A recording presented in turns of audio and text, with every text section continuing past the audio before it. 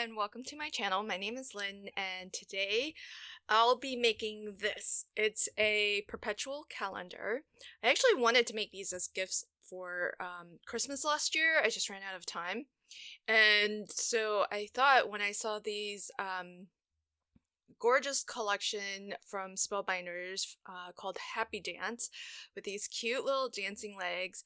I thought that it would be really adorable to use them on a rocker perpetual calendar and make it seem as though they are holding up these tiles, I suppose, which you can flip through to represent the current date. So I've got one stack that's the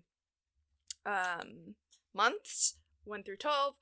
Then there's two that are going to represent the date. So in one stack we have 0, 1, 2, and 3, and then in the other I have the numbers 1 through 0 through 9.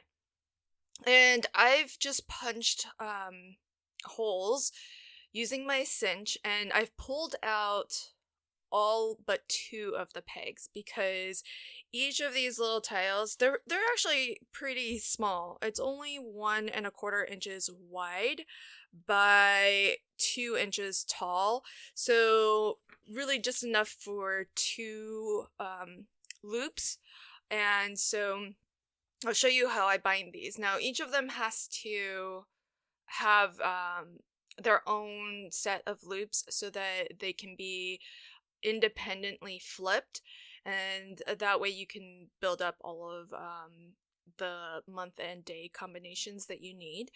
And I'm using 1/2 inch wire loop, and so you can buy them obviously in longer stretches and then cut them down to the length that you need. And the plastic acetate here that I'm using, it is heavy duty acetate, although if you don't want to use acetate, you could definitely just use solid color cardstock, pattern paper, anything thick and strong, because it does need to hold not just, the rings, but all of the little tiles for the date as well. And each of those tiles, I actually cut them from heavyweight 120-pound paper. This circle is going to be the rocker base, and it measures, I just took, a large circle die from my nested die set. It happens to measure 6 1/8 in diameter, and I'm scoring it exactly in half so that we can create that rocker sort of interaction, which I thought was perfect for these little swinging dancing characters, because a rocker card is fun just on its own, but when you have that swinging element that goes along with it, I just think it's just so adorable. And creating a perpetual calendar makes this also very functional too. So it's a fun thing to have on your desk, and not only do you get to kind of do the flip interaction of changing the date, but you can give it a tap, give it a tip whenever you want, just to see the whole thing rock back and forth and see the legs swinging back and forth. I've also cut some mats and layers, and the solid color cardstock I've cut to the exact same size as my card base, and the pattern paper that I'm using, it's just a smidge smaller, just so that I have a little bit of a border there.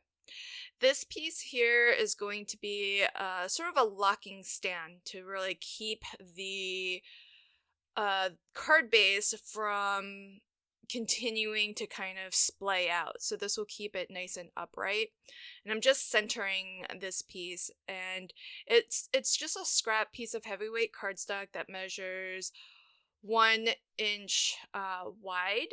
And in terms of the length of it, I've made this so that it's about about 2¼ inches. So I've got 1/2 inch of a glue tab on both ends. And then 1¼ inch in the center, which is basically going to be kind of the stretch or the distance that the front and the back of this card base will stay open at.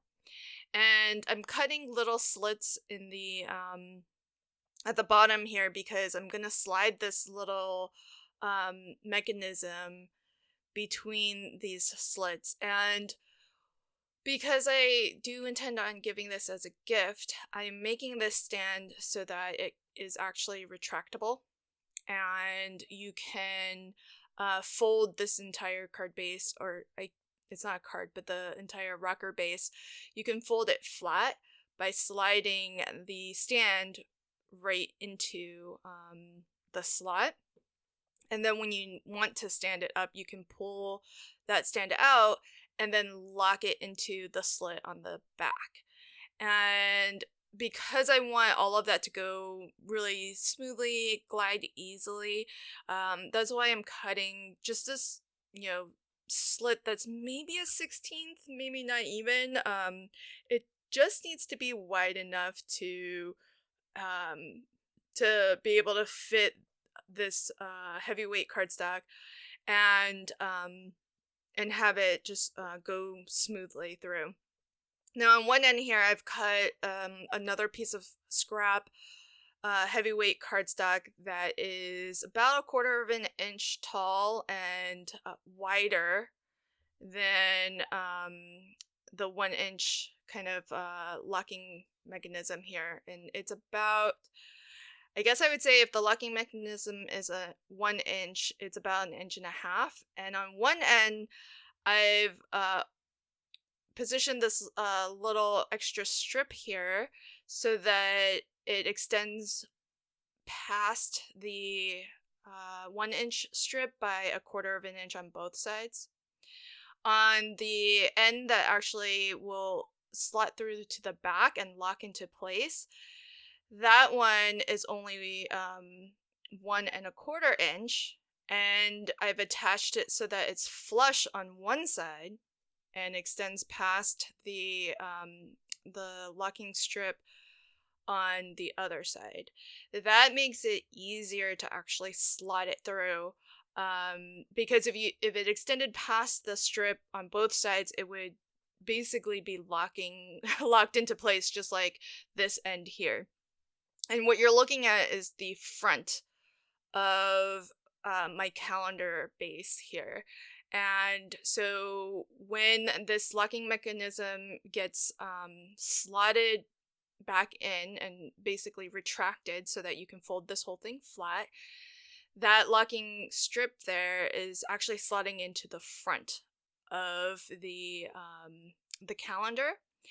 And the top half of the circle, as you see it here, is the back of the calendar. And so what I'm going to do, just to make sure again that it's easy to slide this locking mechanism in and out, I'm adding some of my regular foam. So this foam is about 2 to 3 millimeters thick. And so that gives it enough clearance to allow this locking piece to kind of slide smoothly and not have any friction against other layers of cardstock. And it also adds a little bit more weight to the bottom of the calendar, because the top it's going to be rather top heavy with all of the date tiles and the wire loop and all of that. And so having this foam is kind of nice. It's a little bit of extra weight to kind of keep this weighted a little bit towards the bottom. So it's useful on multiple fronts.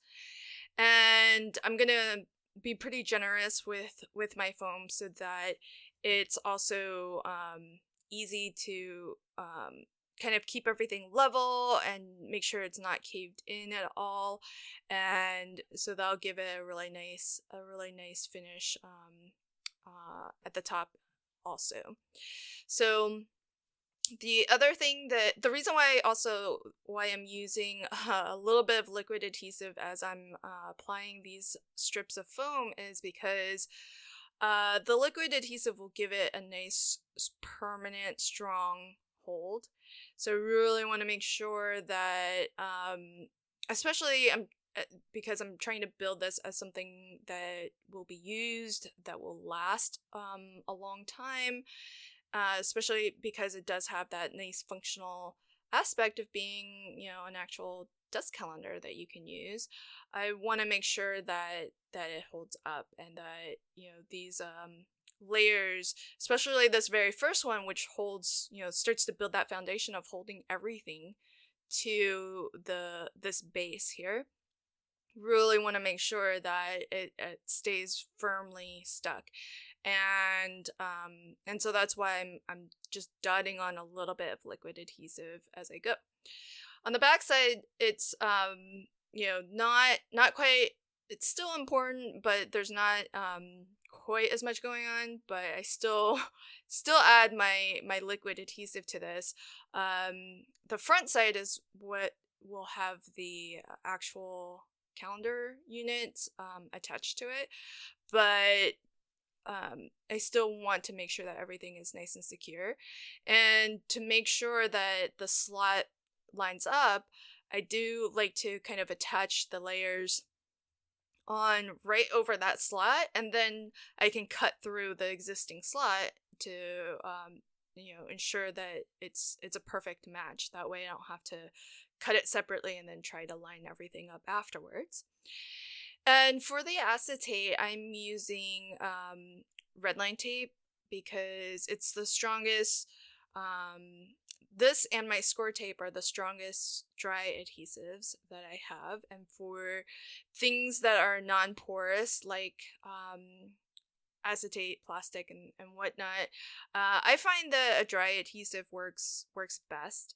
And so I really want to make sure that it's a strong one. And the redline tape is perfect for things like that. And so I've generously applied several strips, but the reason why I kind of drew an outline around that piece of pattern paper is so that I can be sure to only put adhesive where I know my pattern paper will cover it. Because this is acetate, you will be able to see any adhesive that you use. And generally I like to apply adhesive, all the way to the edge of anything that I'm gluing down, or at least as close to the edge as possible. But because that adhesive is going to be visible, I did not want to do that in this case. Instead, I want to only put adhesive where I know that acetate will get covered up. Now, the reason why I have my acetate taped together with this blue tape is a couple of reasons. One, for the front and back, I definitely want to make sure that the top is lined up together so that the calendar tiles can, like, all the holes match up and the calendar tiles will flip smoothly. Second, I wanted to make sure that I have this, the top line of my acetate, which is a straight, straight cut across. I want to make sure that that is parallel to the folded edge of my circle card base or calendar base. And so by taping those together, and you saw for a moment there I had it taped to my cutting mat as well, I was using the grid lines to make sure that everything is parallel. And as I applied the back half of this layer of acetate, I did the same thing where I just drew right through the existing slot in order to know exactly where to cut the slot through this layer of acetate. And I'm going to do the same thing where I just draw a line around my pattern paper and only apply my red line tape where I know my pattern paper will cover it so that you don't see any of that adhesive. Now, whatever adhesive you do end up using, just be sure that you're giving it a really nice burnish. And you can really tell when you're working with acetate when the effect that burnishing has on your adhesive, because you'll actually notice you can visibly see all of the air being worked out. Initially, when you put your layer of acetate down, it may seem a little bit kind of a little bit cloudy, a little bit light in color, but as you push down and as you burnish over those strips of acetate, you'll see it kind of change color a little bit as the air is being worked out, and the plastic is making stronger contact with those that adhesive. And so that's the reason to always burnish, is because you are working out all of the, or as much of the air as possible. And especially with dry adhesives, if there are air bubbles, that's where your adhesive will start to dry out and potentially lose some of its tackiness and its strength. And so that's one of the keys to kind of getting, the maximum adhesive power out of any, dry adhesive that you use. And burnishing, of course, is always important as well for liquid adhesives, so that you don't get any lumpy, bumpy edges where you've drawn on your liquid adhesive, and so you get nice smooth finish, and it's also pushes that adhesive into the paper and helps it to start absorbing into the paper to again give you a nice strong permanent adhesion. So here's the locking mechanism. You want to actually slot in the end that overhangs that 1-inch strip. And I like to just make sure that I can still wiggle that 1-inch strip back and forth a little bit once it's slid through, because that way it sort of ensures that it will be tight enough to stay in there and not accidentally fall out, but not so tight that you're gonna struggle every time to take it in and out. Now, the idea is once it's upright and on somebody's desk, hopefully, they like it enough to kind of leave it there. But if they ever need to kind of collapse this down so that they can fold it down, at least they'll always have that option. Now that the calendar is pretty much assembled, now all I need to do is actually attach my dancing legs here. So I like to use these foam dots. They're really, really dimensional. But for this project, I'm actually going to double up on the smaller dots, which will go through the swinging mechanism. And I'll use the larger dot to actually adhere the top of this final kind of tile that each of these characters will be holding, which I thought was like a really cool extra little surprise. So as they get to the end of each of these stacks of date tiles, they'll have a little message to hopefully maybe brighten their day a little bit. And so on the 2 stacks on the right, which are for the day, I've got you are the best, and I think I'll have to wait for it to come on screen. I can't remember the oh, here we go. Seize the day. So I think those are nice kind of reminders to kind of encourage, brighten up somebody's day. They will see those most frequently.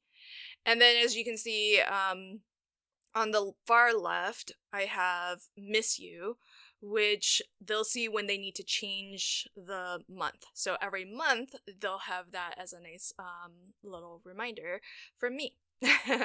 So what I'll do here is I want to line up the little message here so that it is completely covered by the date tiles, and I'm putting one of the larger glue dots, foam glue dots to this, and I'm again adding just a little dot of liquid adhesive because on this side it will actually get adhered to paper.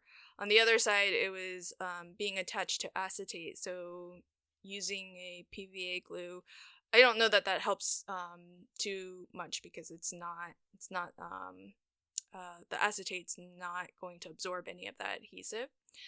But the reason why I stacked up the smaller glue dot that the legs are hanging off of, I've stacked those too high, foam dots thick, so that the legs actually swing more comfortably, because when the stand is open, it's because of the angle at which the stand is open, it actually needs to have a little bit more distance away from the base in order to swing, because it's a little bit wider at the bottom. So if you want it to swing smoothly, you need it to extend further so that it's not making as much contact or not hitting as much friction towards the bottom of the circle card base. Hopefully that makes sense.